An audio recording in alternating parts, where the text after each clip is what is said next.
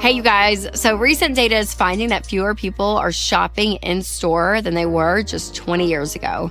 But studies are also finding that consumers are spending more money than ever before. So how can both of these things be true? Well, that's what we're going to talk about today. And stay tuned because I'm also sharing 5 tips to keep you under budget while most of the country is falling for all these consumer traps. And before we get started, make sure to hit that subscribe button on this channel so you don't miss a future episode. New data from the Bureau of Labor Statistics says that stores are seeing significantly less traffic than just a few decades ago.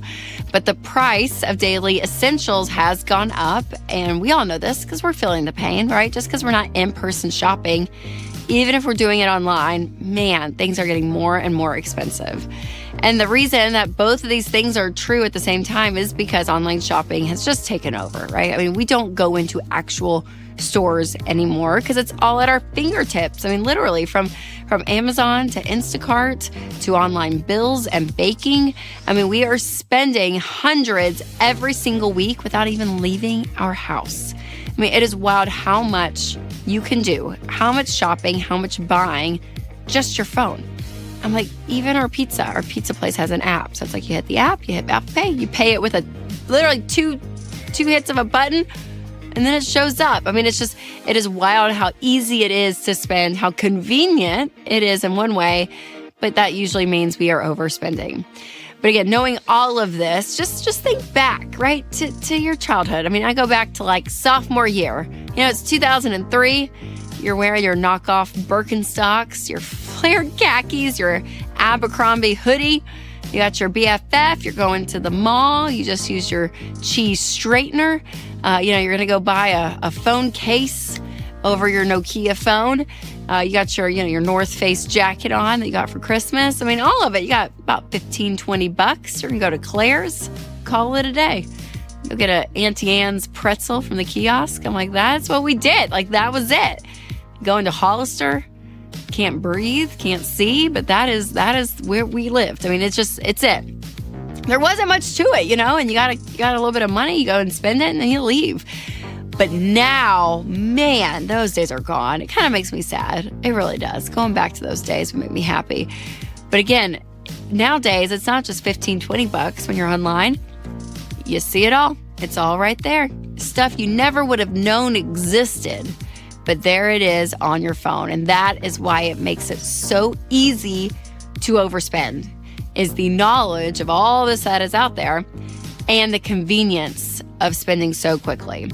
Now, I have some ideas on how to protect ourselves from that risk. But first, I do want to share with you another way to protect yourself online, and that is with our sponsor, Delete Me. I saw a headline recently that really caught my attention, that 1/3 of the U.S. population's background info is now public. So for 115 million of us, data breaches mean that our info is out there for anyone to find. And again, this is our names, our addresses, our phone numbers. I mean, so much. And this is why I love Delete Me, because they find and remove your information from hundreds of data broker websites that go and they buy, they sell, and they trade your personal data. That is what these data broker websites do. And Delete Me goes and takes your data off of these online platforms. So they really let you be in control of your online privacy, which is why I love Delete Me. And individual Delete Me plans start as low as $9 a month. So sign up today at joindeleteme.com/Rachel for 20% off, or click the link in the description. All right, here are 5 ways that you can stop yourself from going over budget with the wrong click of your smartphone. And spoiler alerts, number 5 is the most important. All right, number 1 is to add to cart and wait. I say this a lot, but I think this is really a great tip, because if you're in a shopping mood, like, yeah, be in it. It's fine, right? Like, go and enjoy. Click, click, click, click, click, but don't buy. Let your emotions die down. Go back a day or two later. And usually when you go back and look through the cart, you're like, oh yeah, I really don't need that. Didn't need that. Didn't need that. Didn't need that. It's just amazing. Letting time between you and the purchase can save you money. Number 2, keep an intentional list of all your needs. So think about like paper towels. Maybe you have to buy a plane ticket next month because you're going out of town. You know, whatever is happening in your life, just make a list for it. Don't feel like you have to go buy it right that instant. And then let that list guide you. So whether it's like once a week, go and check it and be like, okay, what do I really need right now? And let that be your guide versus this instant idea of like, oh my gosh, I have to buy something and buy it right now. The third is to make sure that you have money set aside in the budget. So always be using cash. If you are not budgeting, you guys, you have to do this because this is giving you the guardrails and really the boundaries around spending your money. And it helps you spend in peace. So you can actually create a budget for free with every dollar. So I will leave the link in the description, so make sure to check that out. All right, number 4 is to check your motivation. When you're buying stuff, why are you buying it? Are you doing it because you're bored? Maybe because you're sad? Maybe because you think like, okay, this will fulfill me. This will bring me happiness or joy. Like when you know your motivation behind something, it can make you second guess your purchase. And I think it's really healthy to do is to stop and ask why. One question I always ask is, if nobody sees this purchase, do I still want it? So again, it's getting your motivation in the right spot. Number 5 is to create friction. So those other 4 items on the list should accomplish this.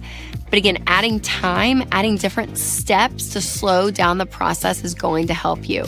So I really resist creating online accounts on stores that I love, because if so, you can just log in and everything is built in, they know what you like, all your info and your address and all of it is there. So like you can buy so much faster, where instead maybe you go on a website, shop, wait a little bit, see if you really want it a day later. And if you do, still go through the actual buying process of like entering your address or entering in your debit card information. So again, putting some time and friction in place is really, really key. So when it comes to spending money, the landscape will always be changing, and your job is to adapt and to keep your habits in check no matter what technology or what trends are out there. So if you have fallen behind a little bit in this area, don't worry, you're not alone. But get back on track and check out my 24-hour money finder. I'm so excited about this because this is going to help you find some money in 24 hours. This has been really successful for people because it's making you kind of think outside the box, check a couple of things, and again, hopefully find some great margin. Now, overspending and all of this, it's really sneaky. So make sure that you're not falling for any of these subtle scams or these ways that really, marketing tactics that make you want to buy and shop for more. So if that might be you, make sure to check out my episode on signs that you're addicted to shopping with Dr. John Deloney. That's next. Or if you're listening on podcasts, click the link below. All right, you guys, make sure to share this episode with a friend who may love to shop. Because listen, we love a good shopping buddy. And remember to take control of your money and create a life you love.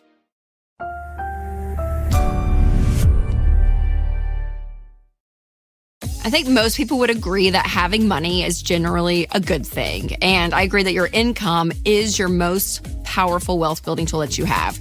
But I also believe no matter your paycheck or your tax bracket, money can destroy certain areas of your life without you even realizing it. So today we're going to talk about 3 ways that money might be ruining your life and some practical steps to get out of the cycle before it gets out of control. Okay, before we jump in, make sure to like, subscribe, and share this episode with a friend. All right, the first place that money can ruin you is your identity. Listen, we live in America, and the American kind of Western way of looking at things is that you want to be successful. Like in America, it is like, yes. And if you're successful, that's who you are. And it's an amazing thing. And money is a scorecard to represent that on how much money you make, how much money you have. But what happens is that our net worth and the money we have starts to become our self-worth. It starts to become who you are, from everything to the point of what you're buying, what you're experiencing with your friends and your family, to if you're producing and creating. What's so hard is to separate those two things, to say, okay, who am I without all my stuff, without all the success, without all the money? Who does that leave you with? And if you start to feel like, oh my gosh, well, if I'm not producing and creating value all the time, then I feel like I'm worthless. Like, am I still valuable? Am I good? And so money can start to creep in and mess with our identity. And I don't want you to do that. I want you to be able to separate your money from who you are. Because the truth is, it could be taken away. Like, what if it's all gone? What are you left with? So here are some ways to combat this.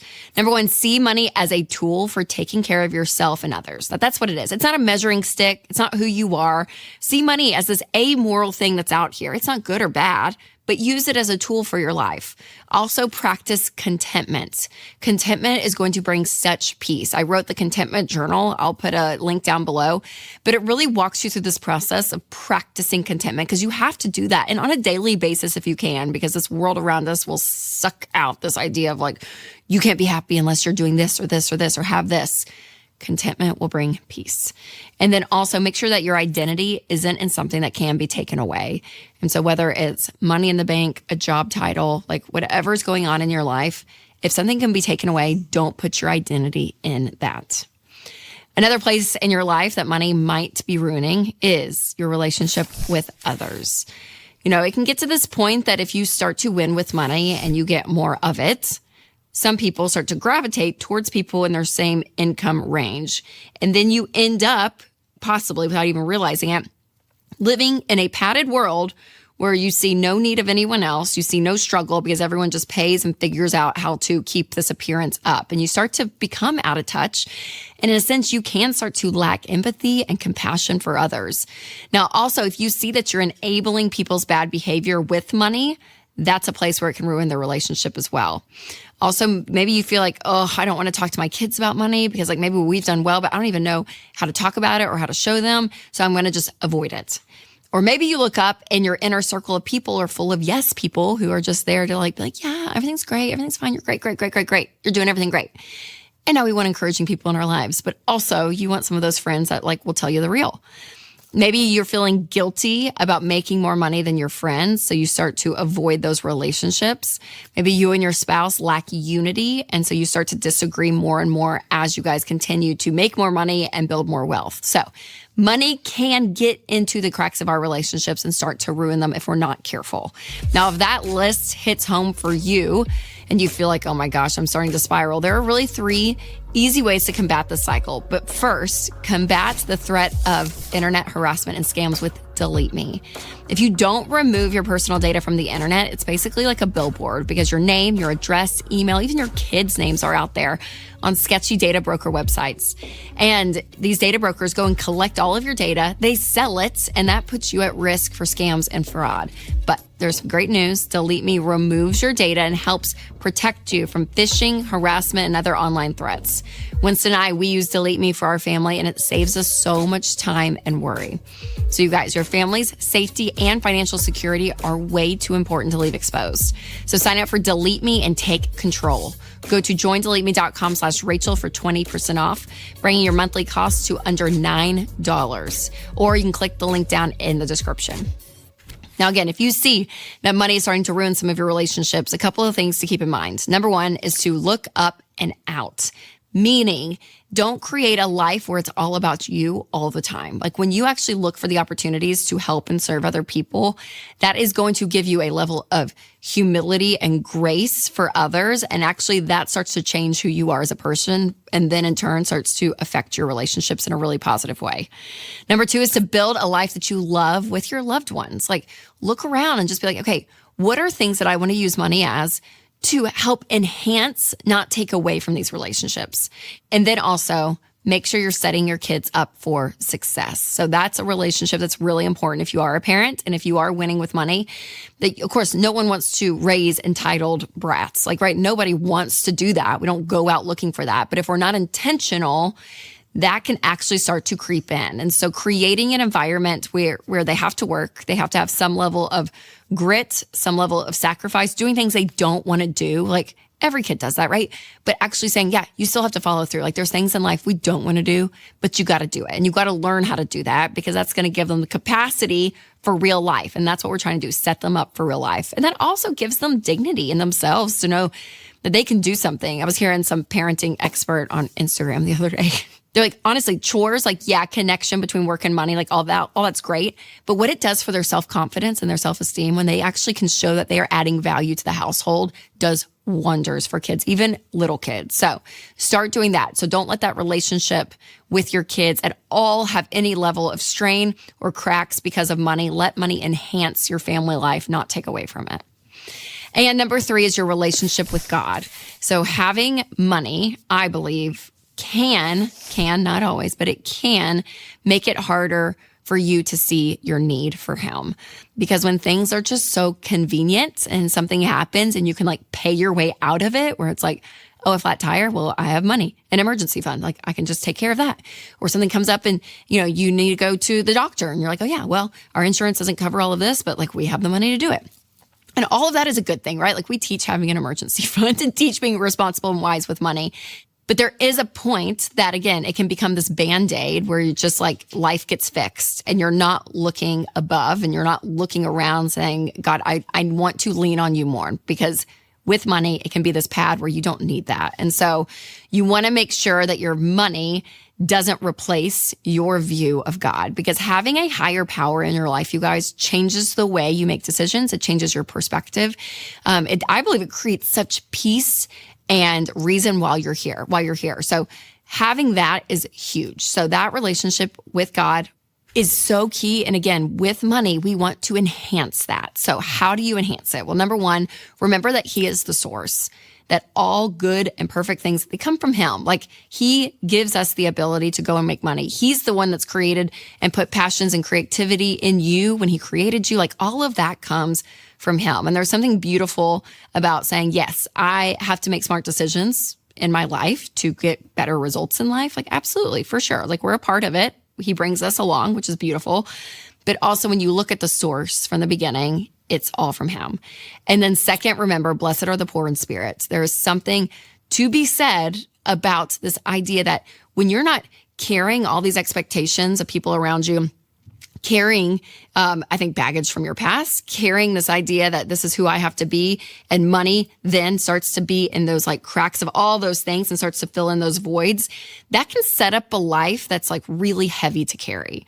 And so there is something beautiful about laying it all down and just saying, okay, God, what do you want me to do with all this? Like living life with an open hand. And humility helps with that. When we said earlier, like serving and giving, like that's a step in that right direction. There's something beautiful about just saying like, I don't have it all figured out. Like, God, like help me with all of this, right? And just that remembrance daily is so, so important. Now, remember, it is important to be aware of hidden ways that money can negatively affect you. But if you want to transform your life and your money, you also have to have those good habits, which are very important. So make sure to check out my episode 5, Money Habits That Will Change Your Life, if you actually do them. And if you're listening on podcast, I will put a link below. All right, you guys, remember to take control of your money and create a life you love.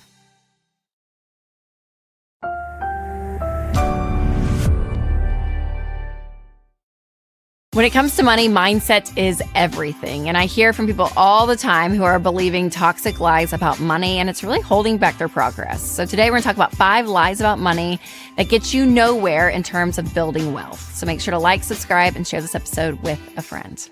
All right, lie number 1, if I work hard enough, I can have it all. And here's the truth. This is not a scarcity mindset, but there's also a reality of the world that we live in. And some people think if I just work hard and make a lot of money, then everything's going to be fine. But as Dave Ramsey, I'll quote my dad here, that you can't out-earn your stupidity. So if you're not being wise with what you have now, this notion of if I just work harder, maybe make more money, it's all going to be better. And it's not. Those things are just going to be magnified. And there's a little bit of a notion too that if I work hard and make a lot of money, like everything's going to be fine. And that's not true either, right? Like life happens. And so I do think discipline, who you are, your character, showing up. I think working hard is very important, and grinding it out sometimes in certain seasons, like yes, yes, and amen. But also remembering this notion, if you are not good with what you have now, working hard and maybe making more money isn't going to fix your life. It's just not. All right, next up, number 2 is this lie. Once I can afford, fill in the blank, I'll be happy. You're a smart person. I know you watching this, like you are smart. Yes, and I'm going to call myself smart. And we know in our head that's not true. Like this notion, I think we all intelligently can grasp on an intellectual level. Sure, stuff doesn't make us happy. We all know it. But yet somewhere deep in our psyche, we still believe this lie. This lie of, oh, if I could just like sell the minivan and get a cool mom SUV, I'm going to be happier. What? Who said that? I don't know. This notion of like, if I just can have that next thing, somehow I'm going to be satisfied in one way or the other. And can I just tell you, whether you're chasing a salary, a job, maybe even a season of life, like I can't wait to the next thing, you're going to be a rat in the wheel for the rest of your life. So my encouragement for myself always, and hopefully to you, is be present. Be present in the moment that you are and have that gratitude. Because if you keep looking to the next thing to satisfy you, again, you're going to run and your life's going to leave. Like it's going to be over. And that's not a great way to live your life.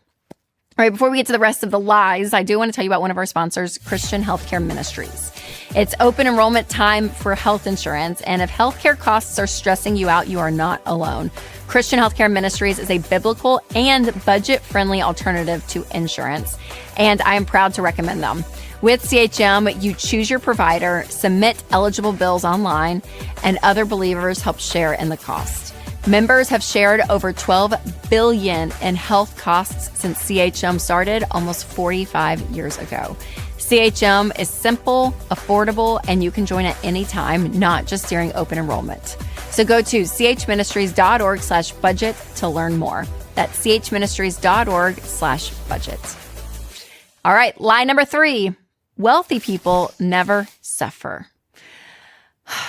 I think we can all say it. No level of wealth is going to exclude you from suffering. There is still sickness, loss, conflict, change. Like things happen in life that regardless of how much money you have in the bank, the situation is very real. And I think it is hard. And I'll be honest, y'all, sometimes I can feel this way. Like you see a celebrity or something and something happens to their house or like, I don't know, like so, and you're like, oh, they'll be fine. They'll be fine. Now, do they have the means to maybe go and like, I don't know, rebuild? Like, sure, absolutely. But that still doesn't mean like a loss of something is very real to them. So I think, refusing to have empathy for wealthy people just because they're wealthy is not helpful. And I think, realizing that also if you are chasing some level of wealth or net worth because maybe you think, okay, you can almost become immune to the pains of this world, that's not true either. Lie number 4, if I have X amount of money in the bank, I will be secure. This is a finish line that continues to move. There was a study done years ago that talked about this where they actually interviewed people that were making $80,000 a year. And they're like, do you feel secure? Do you feel rich? Are you good? And I'm like, no, but if I made 200,000, I'd be great. And they went and talked to people who made 200,000. They're like, no, I'm not rich. I'm not secure. Oh, I would feel better though if I made under $500,000. They go and talk to people about that. And it just, you never found someone that was like, yeah, I'm great. I'm great. They're always kind of like chasing that next thing, that next dollar amount. So your security, yes. Does money give you a level of security? Yes, I believe it does. Like I really do think if you don't have debt and you have an emergency fund and your heating and air goes out and you're able to write a check for it, like there's a level of security in that versus having no money in the bank and tons of debt. And this is another bill that piles on that causes stress. 100%. I think there's a point that it can bring you security. But above a certain point, that's where the lie is really magnified. That your security and your money, it can't be everything, you guys. It just can't because it's not fulfilling. It will never give you that deep security. So remember that. Again, it can to a degree. I really do think so on our basic like way we live life. But beyond that, especially when it gets into like a lot of like excess, I think it stops at that point. All right, lie number 5, budgeting restricts my freedom. I believed this for a good amount of time because I always was like, oh my gosh, budgeting is so horrible. Like, no, I don't want to have like boundaries and stuff. Like, I just want to be able to enjoy my life. If I work hard, I want to be able to enjoy it. But I have found after living on a budget for so long that the opposite is true. It actually does not limit your freedom. A budget doesn't. It actually does give you freedom. That you're able to spend and enjoy your money because you have actual control over your income, which is a huge part of winning with money. Now, if you've not checked out Every Dollar, this is Ramsey's budgeting app, and it is new and improved. It actually goes over your entire financial picture. You get to see everything around your money, and it is so helpful. So remember, a budget does not limit your freedom. It gives you freedom. Now, remember too, that money is a helpful tool because, you're able to do things with it in life, and that's great, but that's what it is. It's a tool. It should never become your everything, and it can become pretty problematic if it starts to become your entire world. So you do want to be careful. So make sure to check out my episode, Unexpected Ways Money Might Be Ruining Your Life. You can click right here, or if you're listening on podcast, you can click the link below. All right, you guys, remember to take control of your money and create a life you love.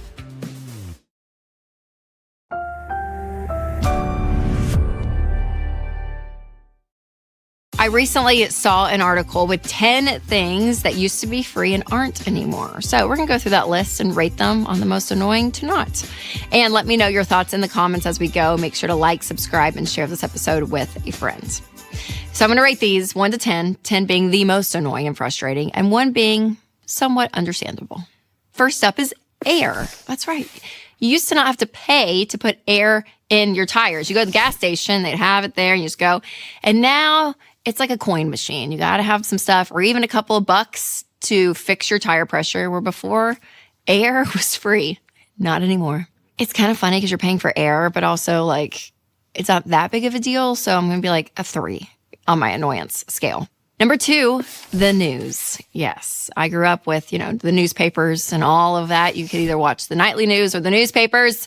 But now, thanks to the internet, you could get news anytime, anywhere. And so for a good bit of time, the news was just free on the internet. And now if you go to certain news outlets like the New York Times and the Washington Post, all of that, there's usually a paywall. You can only read so far down, and then it stops and says you have to have a subscription. And so they charge you a subscription fee, which makes sense because the actual, I know they need to make money because they used to make money on newspapers, and now that's like a thing that is in the past.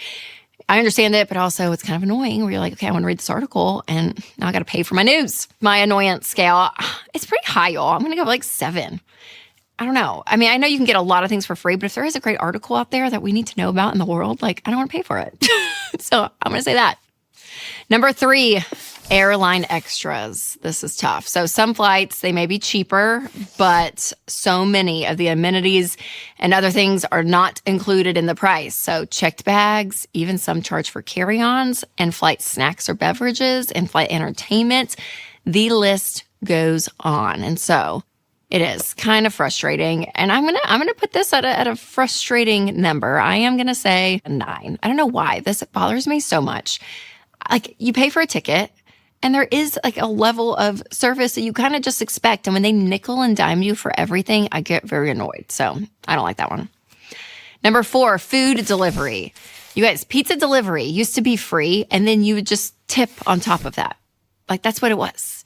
But now everything when it comes to delivery, because of app culture, and there's so many restaurants now delivering all of it, they tack on a delivery fee plus the tip. So this is a real thing. Now, I'm not going to be as annoyed with this one because there is a part of me you're paying for the convenience. So I'm going to give it a 2. It doesn't bother me as much because you know what you're paying for. But also, pizza delivery used to be free.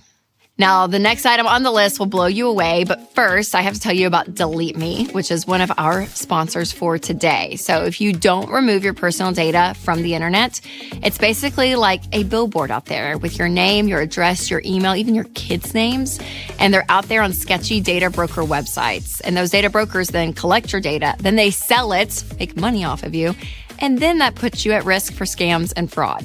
But the good news is that Delete Me removes your data to help protect you from phishing, harassment, and other online threats. Winston and I use Delete Me, and it saves us a ton of time and worry. So you guys, your family's safety and financial security, they're way too important to leave exposed. So sign up for Delete Me and take control. Go to joindeleteme.com/Rachel for 20% off, bringing your monthly cost to under $9. Or you can click the link in the description. All right, number 5, plastic bags. Yeah, did you know that some states have banned the use of plastic bags in an effort to reduce environmental damage? And since then, it's become more normal to charge a couple of quarters for a single bag. And Europeans have been charging for shopping carts, baskets, and bags for decades. But America, we're kind of getting there now. So, yeah, paying for a bag, that's pretty annoying, in my opinion. I don't know why. I just expect if you're buying something from the retailer, they'll give you a bag to put the things you bought from them in. So, yeah, I mean, annoyance, I would say maybe an 8, because if you weren't preparing for it, because not all stores do that, it's oh my gosh, I have to carry all this stuff out. I may not have enough if I buy a ton. All right, number 6 is banking. So when the Card Act was passed in 2009, banks started charging fees just for keeping your money in a checking account. And since then, we have seen an increase in service fees, overdraft fees, ATM fees, all of it.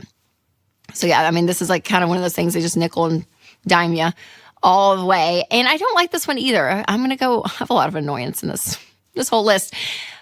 I mean, I'm going to say an 8 or a 9, because part of me is you're giving someone your business. And so there are services that, I don't know, to me, I'm yeah, I expect that. If you want me to keep my money in your bank, I should be able to use an ATM to get my money out, because I'm going to be putting more money back in your bank that you're using my money to go and lend out and make a ton of money off of my money is really how it works. So I'm annoyed by it. I'm going to go 8.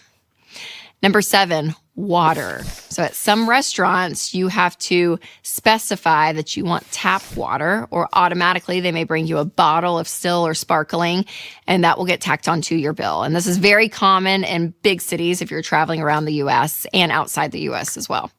This one doesn't annoy me as much. I'm going to go 2, because if you are getting a bottled water, or a glass bottle or sparkling, yeah, there's a part of me that I'm like, yeah, that's probably a nicer quality of water than just from the tap. But you do have to specify, so make sure you do. But usually a great waiter or waitress is going to ask you beforehand, so that's not a problem. Number 8, school sports. So back in the day, parents would have to cover the cost of gear and maybe a uniform. But now pay-to-play policies are requiring fees simply for students just to participate. So this puts really talented kids at a disadvantage if their parents can't afford these dues, and it has just gotten more and more expensive. The whole sports thing and youth thing, it kind of drives me nuts. So I'm going to go 8 out of my annoyance for this, because I think I see the heart of it. I have so many friends and they talk about it so openly, but the amount of money that some of these sports industries make off of the kids is insane. It is absolutely insane. And the parents are right in the scoop of it all in the flurry and the anxiety. But then to do it on top of just their school, especially if they go to a public school, and it's this is part of your education and your livelihood as a youth. And now we're having to tack on more fees above that. That's kind of annoying. So I'm annoyed by it. I'm going to go 8. Number 9, hotel amenities. So resort fees have become more popular over the past couple of decades, covering things like the pool and gym use, newspaper delivery. Looky there, we're back to the news. And there's also processing fees, very common now, which can bump your total price up by $100 or more. And some hotels have even added an Airbnb style cleaning fee to the bill, which is wild. So yeah, it is crazy. Anytime we book a hotel and you see the price of the room, and then when you get to the final paying, lines, y'all. Seriously, 4 to 5 lines, including taxes, but it's just all of this that gets added on. And it's wild. And I think they can just do it, right? And I get why some of it, part of it, there's, especially if you're staying at a nicer hotel, there's going to be nicer amenities and all of that. I guess I get it. I'm going to go 5 here. It is kind of annoying. I may go 6. I'm going to go 6. Middle of the road annoyed, but a little bit more than that. So we'll go 6. All right, number 10, directory assistance. So you used to be able to dial 411 to get someone's phone number, but now Verizon charges $1.99 for directory assistance. Okay, I didn't even know this existed. I'm going to give it a 1. This doesn't bother me in my life at all, because why would you not just Google it? I don't know. This one I don't get, but it is funny that it's a service. So yeah, if you're paying for that service, don't pay for that service. Just Google. So times are changing, you guys. It just does feel like life is getting more and more expensive, and you may not be able to control how the hotel is going to spend their money after you pay all those fees, but you can always control the money that you spend. And so making sure that you have a budget, that you are in control of your money is key, and Every Dollar is the best budgeting app out there. So I'll put a link down below to check it out. But if you're not budgeting, you need to have control of your money. And some people are taking this shift to the extreme. So make sure to check out 11 items frugal people are not buying anymore. So I'll put a link down below. All right, you guys, remember to take control of your money and create a life you love.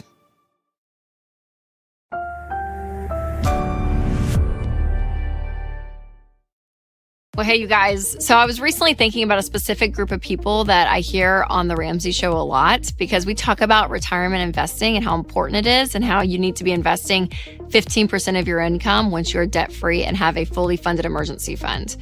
But I also really feel for people, because we get calls, with people in their 50s or their 60s, and they have not saved anything for retirement. And in 2024, people that are in their 50s, 60s, that's either a boomer or even Gen X. So today, I'm talking specifically to Gen X out there and those above, so you boomers as well. But to figure out, hey, is it still possible for you to retire? Because Because the truth is, it is, but it may look a little different than what you think. And this also would apply if you are at the point where you're not investing yet for retirement, and maybe you are a millennial or even a Gen Zer out there. But I think it's important to understand, hey, this is what the future looks like, and you could learn a lot from that. So be sure, you guys, to hit that subscribe button, though, before we jump in if you want to hear more content like this. All right, step one, if you are a Gen Xer or a baby boomer when it comes to retirement, is knowing what your current situation looks like. And I think this idea of retirement, if you don't feel like you have enough, can be really scary. And what happens is fear can just magnify so much in our heads. So getting actual numbers down is really, really important. And some people don't even know. They're like, I think I have this in my 401k.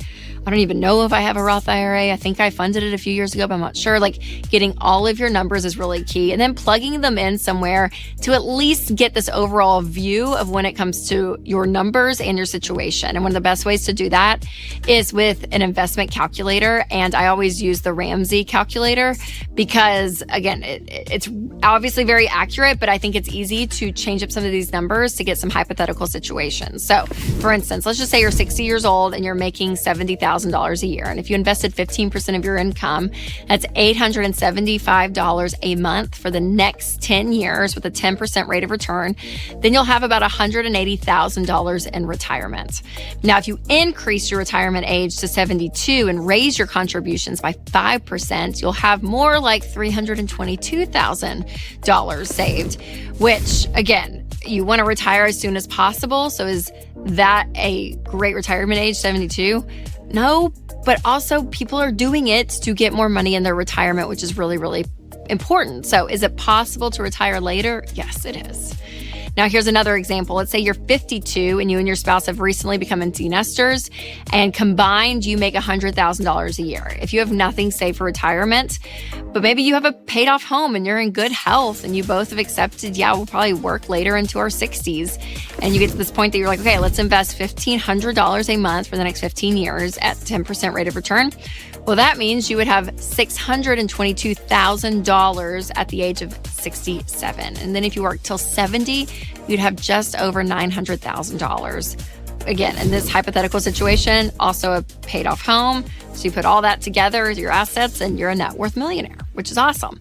So if you get the idea of kind of taking inventory of your current situation and playing around with the numbers, you can actually kind of get to this place of facts and not emotion to help you better plan. All right, step 2 for my Gen Xers is to get yourself in a position where you can actually invest. So it's hard to do 15% of your income, again, when you have a lot of debt payments, you don't have money saved and all of that. So getting yourself with a firm financial foundation is not only going to help you long-term when it comes to retirement, but it's going to help you more in the present. So getting out of debt is so important. So I would actually, some people would yell at me for this, pause investing in order to pay off your debt faster. And people are getting out of debt in 18 to 24 months using the debt snowball method, where you pay off the smallest debt first and work your way up. And then once that's paid off, get an emergency fund in place of 3 to 6 months of expenses. So all of that is really, really key, again, to have that strong foundation so then you can put even more towards retirement. All right, step 3 is to remember that the 15% rule will catch you up over time if you pause investing to tackle getting out of debt and getting an emergency fund in place. Because the truth is, some people just match up to their 401k. So they're like, oh yeah, I'm just, investing 4% or 5% or 6%. So 15% is crushing it, you guys. So putting that much towards it is going to help you in the future. All right, step 4 is to shift your expectations. So again, if you are a Gen Xer or a boomer and you are behind and you don't have a lot of money saved for retirement, number 1, just remember, it is never too late, okay? You can do this. You have to start where you are. And again, putting some of these rules in place is going to help you get there faster. But the truth is that the expectations of, I'm going to just retire at 59 and a half may not be realistic, and that's okay. And I think that's life too. I think there's, harder expectations that we have to lower in life. So whether it's like the type of house that you're wanting to buy, or even when it comes to getting married or having kids, like there are things in life that happen and you're like, man, I could have made different decisions, but I'm not going to just sit there and wallow in the past. what am I going to do today? And so shifting those expectations is a part of life. And the truth is, if you don't have a lot saved right now and you are in your 50s or 60s, that expectation of how much you'll have and even the age you retire may have to shift a little, those expectations, but that doesn't mean that you can't retire. I really, really believe when you get strategic about this, you can do it. And then step 5, part of that strategy is sitting down with a professional. So again, working with somebody that, again, has your overall financial picture. And this is, everything from Social Security, if you have a pension, a family inheritance, house value, estate planning, taxes. I mean, there's so much that an actual professional, an investment professional can sit down, run some scenarios, run numbers. And what's really key about these people is a lot of them don't even really get into the nitty-gritty of the specific fund. You can have your overall strategy, which is key, but they're looking at you as the whole person. And so having someone with that high-level visual of your financial situation is really, really wise. And so if you're looking for someone, make sure to check out SmartVestor Pro. I can leave a link in the description to find a professional in your area that you can sit down with, because again, sitting down with somebody that knows what they're doing in this area is so, so key. Okay, so is it possible for older generations to retire? Yes, it is. And again, it may take some unique strategy, but it's never too late. So leave this video with a lot of hope, you Gen Xers and your boomers out there, because it is possible. And just to know, the biggest turnaround that you're going to have in your financial situation is up to you. It is you. You're the one that's going to change the course of your future financially from this day forward, and you can do this. All right, if you found this episode helpful, make sure to share it with a friend or a relative who may need help in this area. And if you want to dive deeper into investing, make sure to check out my episode, Investing for Total Beginners, by clicking here or using the link in the show notes if you are listening on podcast. All right, you guys, remember to take control of your money and create a life you love.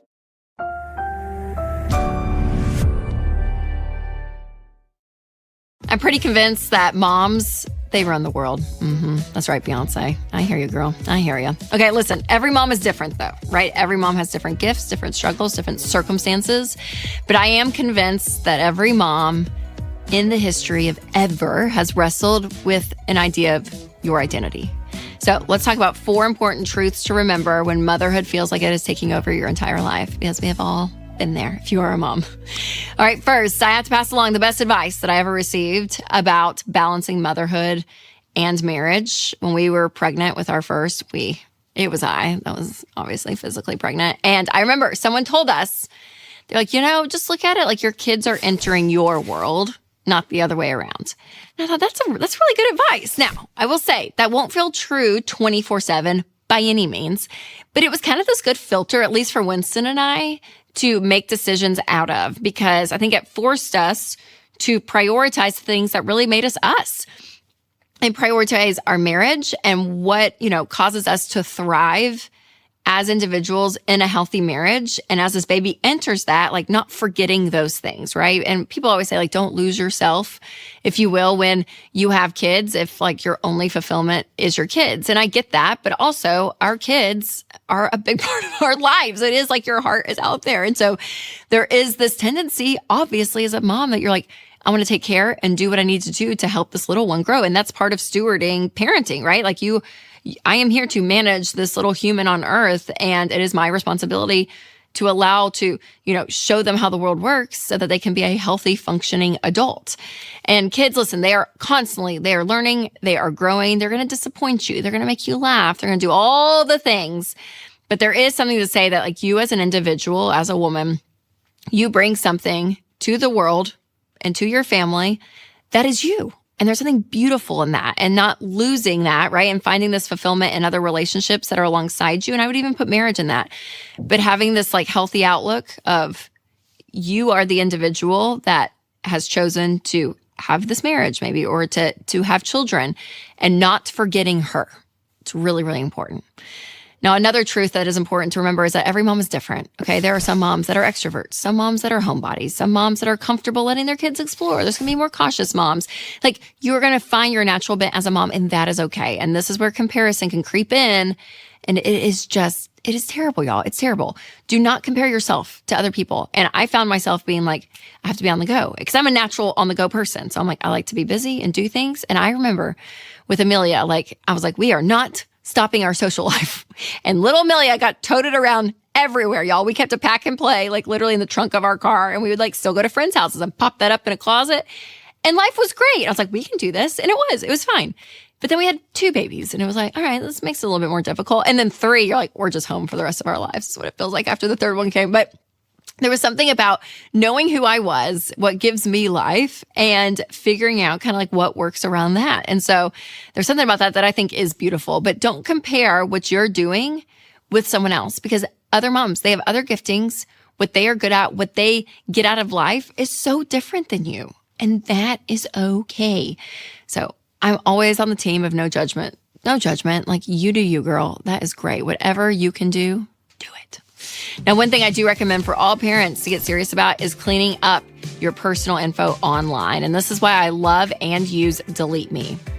Because if you do not remove your personal data from the internet, it's basically like a billboard with your name, your address, your email, even your kids' names are out there. And sketchy data brokers go out there and they collect your data, then they sell it, and that puts you at risk for scams and fraud. But the good news is that Delete Me removes your data and helps protect you from phishing, harassment, and other online threats. Winston and I use Delete Me, and we love it because it saves us so much time and worry. So you guys, your family's safety and financial security are way too important to leave exposed. So sign up for Delete Me and take control. Go to joindeleteme.com/Rachel for 20% off, bringing your monthly cost to under $9 a month. Click the link in the description. You get all the details there. All right, number 3 is to remember that every season of motherhood is different. There are some seasons that are just going to require way more of your attention because you don't want your kid to choke on applesauce, right? And like when they are little, it is like so hands on deck, like more than you even realize. If you're in that season, like you're doing more than you probably even think you're doing. And we're like, I'm good. You're doing a lot. Like, just remember that it is a lot. And then when you're in a season, which is what we have moved into, is like they're self-sufficient. And it's amazing. Like they like make their own cereal in the morning. Like there's just stuff that they can do. You know, just a few weekends ago, it was like a really rainy Saturday and I was in bed reading a book and all the kids, they were playing out there, you know, making forts and doing what they're doing in and out, you know, and we're just, you know, having our Saturday. And I looked up and I was like, oh, I've like been in my bed for 2 hours. Like my children are out there. But I'm like, you know what? That's okay. Because the season of life I'm in, I can do that. And they're going to survive out there. Like they're okay. Because it's just an incredible thing where I used to have to feed them like every single meal and monitor every single thing. Like even when they went to the bathroom, they needed my assistance. Like there was so much hands-on stuff. And now that I'm entering this new season, it's insane. I can't even imagine having teenagers where they're like not even in the house much anymore, right? So this season I'm in, I'm like, oh, this looks so different. And it's actually a really beautiful thing. So remember that. You've paid your dues, moms. You're okay. You are okay. All right, number 4 is to never stop investing in yourself. And we hear this a lot, and it is true that mothers are very selfless. Like we give so much of us away, and it is a beautiful thing. And I think there is that level of motherhood that does require a level of sacrifice, and it's great. But I will say, being so selfless and giving and giving and giving and giving and giving, when it's negatively affecting you, you have to realize that like a red flag may need to be raised. I have found so much of like, understanding yourself and taking care of you is not a selfish thing. Like there is something beautiful about that, but it has a means to an end. You're doing that so that you can be full in life to then go and give, right? Whether it's relationships or your kids or your marriage, like whatever that looks like. And so there is like a lot of talk about like self-help and all this, which I think is beautiful and actually really great. Getting yourself to a healthy spot in your life is really, really important so that you can be able to go and serve and to give and live a fulfilled life. And so don't drain yourself completely. If you don't have anything in your cup, there's nothing that you can pour out to other people. And so remember to fill your cup, whatever that looks like. And it may look different season to season, but always remember that. Recently, there was a viral audio clip on Instagram that said the number one indicator for whether children grow up to thrive is the quality of their mother's happiness. I think that's beautiful. Like there is something to be said when you are serving others out of the outpour of joy that is in you. That is a beautiful thing. So remember that. Serve out of abundance of yourself, not out of this like scarcity where you're running yourself ragged. So remember, and the self-help stuff, like do what you got to do, but like really deeply take care of yourself. Sit in silence, have some solitude where you can. If you have the means and the time Like, go to therapy. It's a beautiful thing. Sit, with a spiritual sense of like being aware of God. Like, there are things that you can do that really don't cost much. Therapy does, but everything else doesn't that I just mentioned. But like pedicures, manicures, bubble baths, like all that's fine. But like genuinely take care of your soul, moms. Take care of your soul. All right. There's so much noise though out there about like parenting the right way. And so I never want to like be that person that's like, this is how you should do it. But I do have an interesting take on being the classroom parent versus the Venmo parent, because there's a discussion about that online right now. So if you want to hear my thoughts, click here to watch that. Or if you're listening on podcast, click the link below. All right, you guys, remember to take control of your money and create a life you love.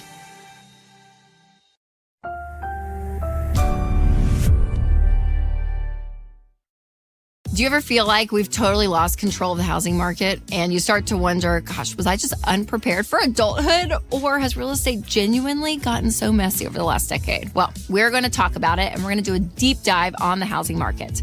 But before we get started, make sure to subscribe to this channel and share this episode with a friend. All right, let's go down memory lane, shall we? Just picture this. It's 2012 and you're wearing a pair of Hunter rain boots and a J. Cruze statement necklace, and life is good. In 2012, the median house price was around $175,000 and the average interest rate for that same year was about 3.6%. Now, as of early 2025, the median house price is around $412,000 with about a 6.8% interest rate. Blah. And in the last decade, there are really 6 main factors that affected the housing market, so we're going to dive in. So the first factor is that the Fed kept rates low in the 2010s to offset the 2008 crash. So after the big mortgage crash of 2008, 2009, they really, said, okay, we need some home buyers in here that are actually can be approved for loans, and we want to get people back in. So rates were in the 2%, 3%, 4% for a really, really long time, which was fantastic. I say a really long time. In my perspective, it was a long time. For others, it felt short. But the idea that, for years, you guys, for almost a decade, rates were like at a great spot and very, very affordable. But now with inflation, other factors that we're going to talk about, the rates have gone up. Number 2, buyers are at risk for becoming house poor. So by 2012, the housing market began to really recover after the 2008 crash. And banks, again, kind of started easing up, not as much as they did before 2008, but a little bit on who gets approved for a mortgage. So it is harder to get a mortgage than it was back before the 2008 crash. But again, there's a level of like this easing up. And what can happen is when you have a budget to buy a house and you're like, okay, this feels reasonable. And especially if you go by the Ramsey plan, your payment should be no more than 25% of your take-home pay on a 15-year fixed rate, putting at least 5% down on a house. So like it's a pretty conservative formula that we use. And what happens is you're like, okay, this feels good. This feels manageable. And then you go to the bank and they're like, oh, you're approved for so much more than that. And what ends up happening is people overbuy what they need. And then they end up saying, oh my gosh, I have so much of my income going to my mortgage and not, going to other things. And so we do see people being house poor more and more. And especially since the spike of prices rose so quickly over the last few years, people kind of got into that emotional mindset and they bought pretty high up. And then now they're feeling the pain. Number 3, the housing supply shortage. So everyone thought there was going to be a bubble when all these prices really started going up the last 2 to 3 years. And they're like, oh my gosh, these prices are completely out of control and there's going to be a bubble. It's going to pop. But we kept saying on the Ramsey show and here, like, there's not a bubble. Yes, prices are insane and they keep going up very, very quickly, but there's not a bubble because there's more buyers in the market than there are actual houses. And so that supply and demand is what always keeps you in check. And so again, if there's more houses on the market than buyers, that's not good. But there are still more people buying houses than actual houses out there. Number 4 is the rise of remote work. So the whole change after COVID of working from home, a lot of corporate employees started looking for more spacious living. They wanted an extra home for a home office. They didn't need to be as close to a metro area, so they wanted to move out more to the suburbs. Everything kind of changes in that way, and that means there was a big increase in competition, especially for young families. in more metro suburban areas. And so we did see that rise. And that's a lot of the housing pricing rise is that, again, people were looking for more space. Another factor that has become more prevalent over the last few years is the need for affordable quality health care, which is why I love and want to recommend Christian healthcare ministries. When you go against what society thinks is, quote, normal, it might seem weird at first, but that is okay. We want you to be weird if that means you're doing things intentionally, including how you spend your healthcare dollars. And one way to be intentional is with Christian healthcare ministries. CHM isn't health insurance. They're a health cost-sharing ministry that's helped hundreds of thousands of families like yours take care of healthcare costs without sacrificing their freedom. Programs start as low as $98 a month. So find out more and join at chministries.org/budget. That's chministries.org/budget. Number 5, the rise of institutional investors. So hedge fund companies, private equity firms. There's a lot of people out there that are going in and snatching up a big bulk of houses. And we're seeing this more and more, and they're putting them up for rent versus selling them to buyers, which creates that life cycle again of owning a home. And even the rise of Airbnb and VRBO. A lot of people are going into this. So we are seeing companies go in and buying a ton of houses. I don't think it's like a big factor in this, but it is definitely one to consider. Number 6 is the cost of living increase. So inflation, it is around. We have felt it really since COVID, and it was a little bit delayed after all the COVID stuff happened. But because of supply and demand, because of supply chain, everything that was happening, we really felt the brunt of this, right? 12, 18 months after COVID really hit, because it was like, everything froze in the economy. And so because of that, things were not being produced. We were not seeing things happen. And even for housing, builders couldn't get subs. They couldn't work. Every material was so pricey. And because of that, they had to raise the cost of homes anyways. So again, that had a lot to do with what we're feeling in the real estate market today. Now, on the top of this list of factors, obviously the real estate market also fluctuates depending on where you live, what cost of living looks like for you locally, all of it. But for a general state of the union, kind of a temperature check when it comes to the real estate market, one of my favorite resources is Ramsey's Real Estate Home-Based Market Trends page. So because of this, it gives you this kind of bird's eye view of the market conditions, because again, real estate, it's one of these things that just feels like, oh my gosh, everything's so high. It's so crazy. I don't know. So they update this dashboard consistently, again, for you to kind of get a pulse of what's really going on out there. Ramsey has countless real estate tools that you can access in the Market Trends home base. And so again, check out that website. I'll put a link down below to get more information on it. Make sure to check that out when it comes to real estate. All right, you guys, remember to take control of your money and create a life you love.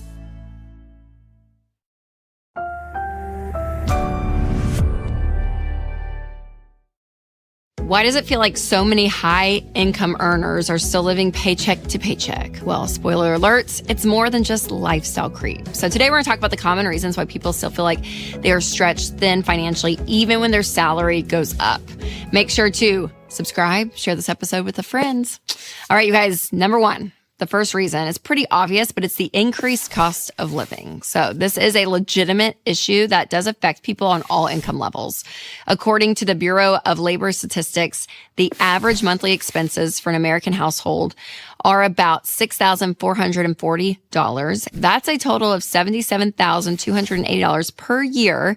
And the average annual salary in the U.S. is only around $61,900. If those exact numbers apply to you, then you are coming up more than $15,000 short.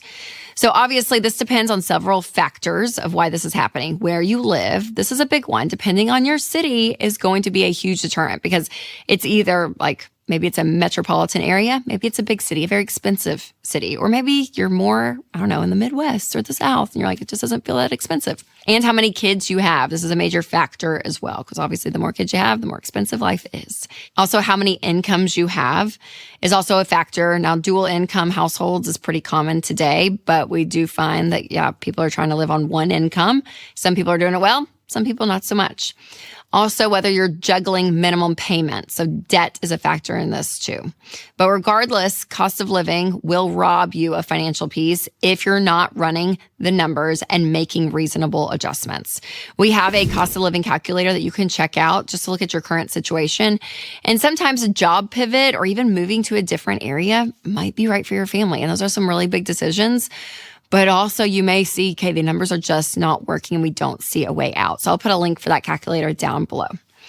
Okay, reason number 2, I mentioned it earlier, but lifestyle creep is a real thing. So you guys, what's wild is as your salary increases and you get raises over time, right? You're better at your job, maybe you move jobs, whatever that looks like, you end up living up to what you're making. And instead of saying when you were 20 years old, like, oh my gosh, if I ever made X amount of what you're making now, you're like, I would be great. I would do fine.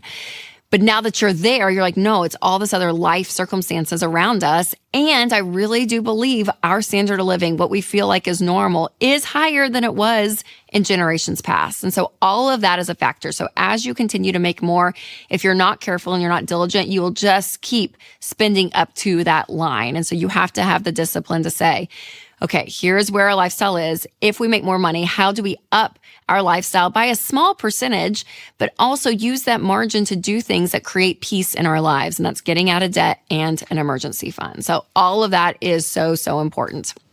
All right, hot take. I would take lifestyle creep over internet creeps any day. And that is why I love Delete Me. Delete Me is amazing because it goes in and removes your personal data. Because if you don't do that, it's basically like you have a billboard with your name, your address, your email, even your kids' names. And they're out there on these sketchy data broker websites. And you see data brokers, they collect your data, then they sell it, and then it puts you at risk for scams and fraud. But here's the good news. Delete Me removes your data and helps protect you from phishing, harassment, and other online threats. That's why Winston and I, we use Delete Me. It saves us a ton of time and worry. So you guys, your family's safety and financial security are way too important to leave exposed. So sign up for Delete Me. Go to joindeleteme.com/Rachel for 20% off, bringing your monthly cost to under $9 a month. Or you can click the link down in the description. All right, reason number 3 that feels like we are living paycheck to paycheck, even if you're earning a high income, is not living debt-free. So you have to understand that just earning a income that is higher than what you are now doesn't mean that, okay, I can make more payments then. And that's how a lot of people have this psychology. They're like, okay, I can just afford a bigger payment, so I'm going to continue to go into debt and live with debt. And debt steals your income. That's what happens. You take this great big income that you have, especially if you're a high earner, and it comes in. And if it's still going back out 18 different directions on more expensive debt than maybe you had 10 years ago, it's still leaving. It's still not giving you not only the cash margin, but also the margin to go and invest for you to be able to build wealth yourself. So we are making the financial industry and banks rich versus ourselves. And we don't want that. We want to build wealth and create security and peace for us. So getting out of debt is a big part of not living paycheck to paycheck, even if you're a high income earner. And the 4th reason is possibly who you're surrounded by. So what you'll see is as you make more money, you tend to spend more time around other high earners. So you're a new norm of people. Maybe it's a small circle. Maybe it's because you move neighborhoods or you move to a different part of your city, or maybe your kids are starting a different school because maybe you can afford the private school, or maybe it's the sports leagues that you're in and you have the ability to like be in, better, more elite sports leagues. Like whatever the thing is, you slowly, if you look up, you end up being around people that have to a degree the same income level as you. Not always, but sometimes. And then what happens slowly over time is your normal is then around other high income earners.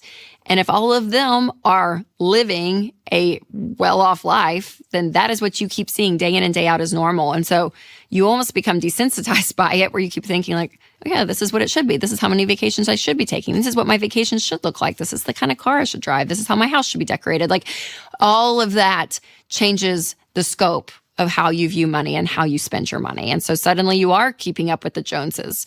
Maybe a different kind of Joneses, but they're the Joneses. And then the crazy thing about all of this is that they could be living paycheck to paycheck and you have no idea.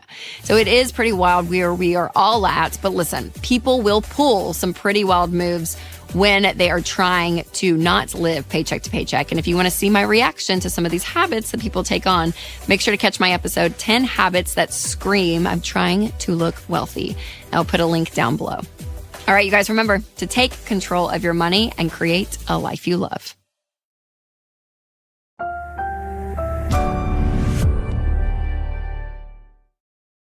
Have you heard about Kris Jenner's recent facelift? It kind of went viral, and allegedly it cost somewhere around $135,000. I mean, listen, she's in her 70s and she looks 35, so the price tag makes sense. But when it comes to today's beauty standards, what actually is necessary and what's not? So today I'm going to share 3 crucial questions to ask yourself so you can approach this part of life and budgeting with wisdom. All right, make sure to like, subscribe, and share this episode with a friend. All right, so in addition to the Kris Jenner news, I also saw this Instagram reel breakdown of the annual cost of being a woman. Everything from doing our hair, our nails, serums, facials, like all of it. So let's take a look together and then we'll see kind of what we all think about this. I calculated how much it costs to fit the beauty standard in America, and the number is actually disgusting. Let's start with nails. If you get your nails done at about $75 a set at the recommended 2 to 3 weeks time frame, you're spending about $1,275 a year. The average cost of a full body wax is $200, and if you get it at the recommended 4 to 8 week time period, you're spending about $2,000 a year on waxing. A cut and a bleach at a $300 average puts you at about $2,400 a year just for doing your hair. If you get your lashes and a facial done at the recommended intervals, it's about $1,300 a year. And for the facials at 4 to 6 weeks, 10 times a year, $800 or $900. Now, the average American woman already spends about $300 a year on makeup, $550 a year on clothing, with $161 of this being workout clothing, $650 a year on jewelry and watches, $200 a year on shoes, and $900 a year on bath and shower products, which feels reasonable to me. If you factor in suggested tipping, this puts you at about $13,000 a year. That's half the poverty line for a family of 4. The average American woman makes $65,000 a year, and this is about 20% of that income. Oh my gosh, y'all. I mean, it's real though, right? Like there's this idea of, it's not even like wanting just to keep up, but the older you get, you're like, all right, what are we going to do about all of this? And the thing is, it is costing us. And so we want to be wise when it comes to the beauty standards and what we ourselves want to do, right? But also we don't want to be out of control, but we want to be realistic. And so there are really 3 questions I want you to keep in mind when it comes to really the comparison trap of the beauty standard spending. Okay. First and foremost, what's your motivation? What's my motivation, right? So have the idea of, okay, why am I doing this? And what is it I want to do and why am I doing it? And so I think really getting down underneath the surface can really start to, if you start to answer those honestly, it's very helpful because then you can kind of start to sift through like, okay, what is it? Because for me, let's be honest, I started getting grays, y'all, when I was like 33. I don't know what that means. I don't feel like I live a stressful life, but maybe it's all subconscious and I'm very stressed. I don't know. But and some people pull off the gray hair early and it's beautiful and it's wonderful, but I'm not doing that. So like I will get my hair done every 8 weeks. And by the time those 8 weeks marks, I've been spraying it with that L'Oreal Haydn. Have you seen that like dye stuff you spray in? I do that because the grays are coming back sooner and sooner and sooner. But that's my thing. I'm like, I don't know. I'm probably not going to stop doing that. I do my nails. Like there are things that I do for sure. But I think as we start really looking at all of it together, there is a part of taking control of your money where you have autonomy to spend it on ways that fill up your cup, make you feel confident. And that's great, right? So like, it's not that spending money is bad by any means on yourself.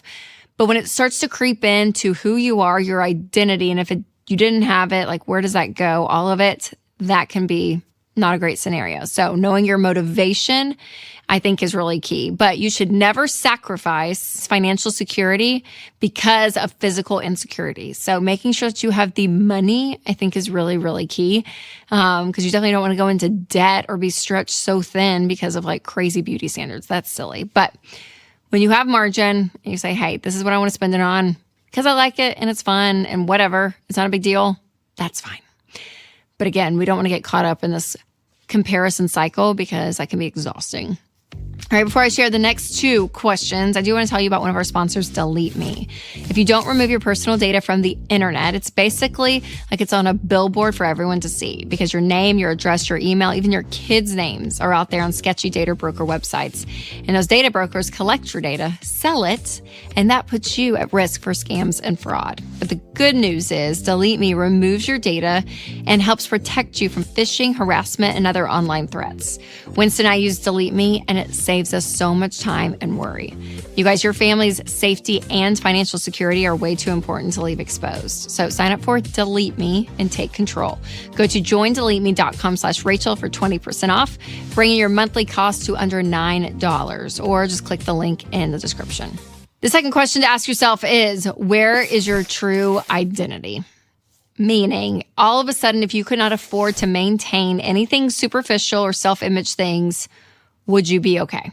Like, are you okay with yourself enough on the inside that if the outside goes back all natural, how are you feeling about yourself? Like, this is a really good checkpoint. I talk about with money when I buy something, and I always say, okay, if nobody sees this purchase, do I still want it? I ask myself, like, why do I want this?